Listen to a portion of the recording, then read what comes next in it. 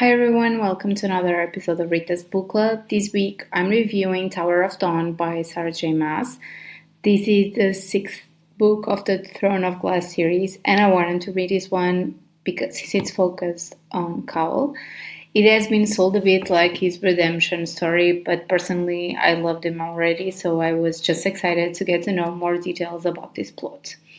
Cole Westfall and Naziri Falik have arrived in the shining city of Antica to forge an alliance with the Kangan of the southern continent, whose vast armies are Irilia's last hope.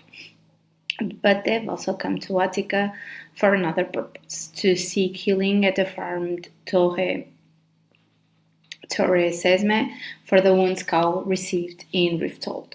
After enduring unspeakable horrors as a child, Irene Towers has no desire to help the young lord from Underland, let alone heal him.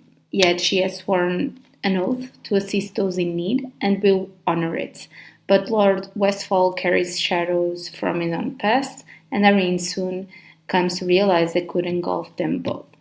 In this parallel novel to Empire of Storms, Cal, Nazarin, and Irene will have to draw on every scrap of their resilience if they wish to save their friends. But while they become entangled in the political webs of the Cannon Gate, deep in the shadows of mighty mountains where warriors soar on legendary rooks, long-awaited answers slumber. Answers that might offer their world a chance of survival or doom them all. So, as I was saying at the beginning of this book, of this review, this story has been sold as a redemption arc for Cowell. I never believed that he needed it. I already loved him and understood where we came from. It doesn't mean that he wasn't wrong in some of his past actions, but I loved him and was seeing him try to save his family and friends. Nevertheless, this book was so good. I read it at the beach and I was so hooked from the very first chapters. The story was interesting, and even though we were in a new setting, in a new town, the introduction of the new plot and characters was so well done. Mentioning first Carl and Irene, though, I love them. I love their banter and the first talks that were filled with tension and the sparks that were flying.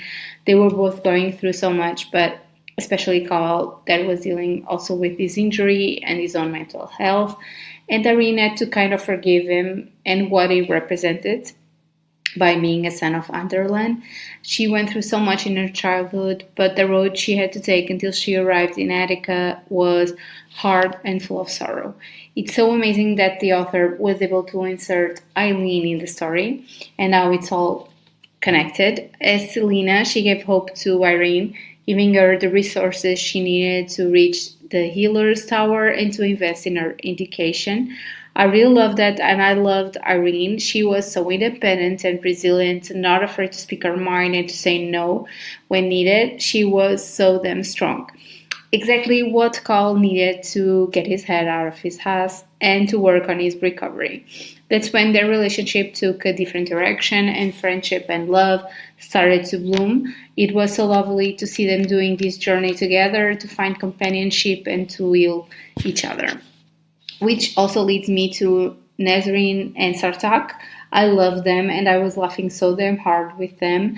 Nazarene has her own path to take in this book, and I loved seeing my girl just stand up for herself and to work for what she was looking for in her own life.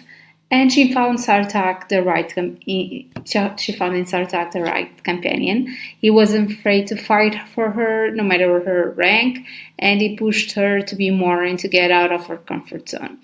Finally, I gotta say that I really like the new plots we discovered in this book. I'm trying really hard to not give away spoilers, but I was so interested in the Kangan story and how their kingdom worked, even the princes and their inner relationships.